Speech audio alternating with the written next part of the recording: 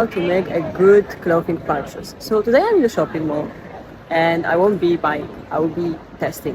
Why? Because I found some outfit inspirations on Pinterest, newspaper, Google, lookbooks, and there are some that I love and I would like to use in my autumn looks.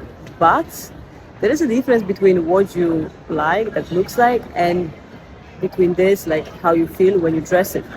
So to avoid making bad purchases, I just decided to come, test all the items, accessories, the whole looks I have on my list, and then update my list and see what I really like to dress and what I just like from visual part, but not really, I don't really feel comfortable in.